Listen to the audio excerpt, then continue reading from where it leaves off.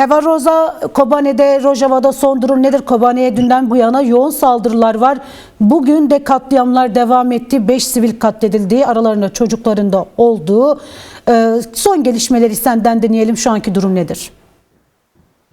Tabii biliyorsunuz zaten Şam, Ankara ve DAEŞ çetelerinin yürürlükteki aslında ateşkesi ihlal ederek Rojava ve Kürdistan'a yönelik saldırılarını hız kesmeden hatta yoğunlaştırarak sürdürüyor.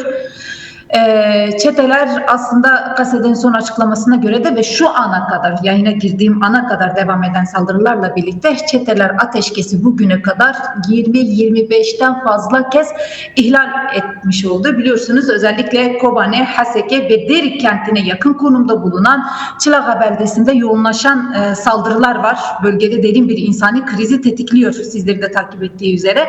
Tabii Kobane 8 gündür bir kuşatma altında. Yani her ateşkes anlaşmasına rağmen bu kuşatma sona ermedi. Aksine aslında giderek artan saldırılarla karşı karşıya kalıyor. Biliyorsunuz kentte elektrik, su, yakıt, ilaç sıkıntısı had safhada.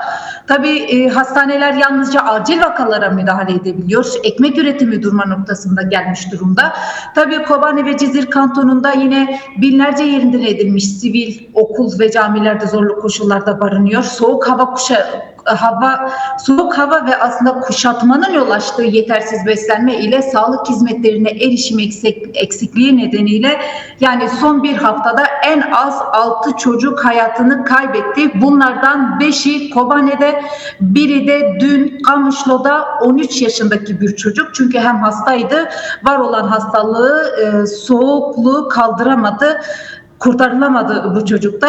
Tabii biliyor, siz de belirttiniz. Çelebiye, Hırapeşke ve Zirike semalarında aslında şunu öncelikle altını çizelim. Türk ordusuna ait SİHA'ları geziyor şu anda ve çetelere konum veriyor saldırı gerçekleştirmesi için. Saldırılarda işgalci Türk askerlerinin belirlediği konumlara, odak noktalara saldırılar oluyor. Ki siz de gördüğünüz elde edilen bazı görüntülerde ve ses kayıtlarında Türkçe konuşan ve işte komutan şurayı vur, 4 metre ileride, 10 metre ileride denen bir kişinin Kobane'ye yönelik saldırı talimatları verdiği tespit edildi ki bu ilk değil ve şaşılacak bir durum değil ki bu saldırıların birebir doğrudan Türkiye tarafından gerçekleştirdiğini defalarca, hatta her seferinde belirtmiş oluyoruz.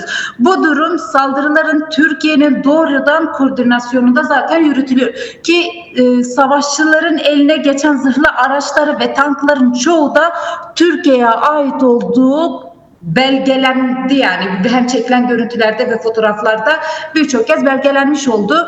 Tabii Kobane'nin Haraheşke köyü çetelerin topçu ve tank ateşiyle hedef alındı ve TC'nin bu kez konum belirlediği alan sivillerin evi oldu.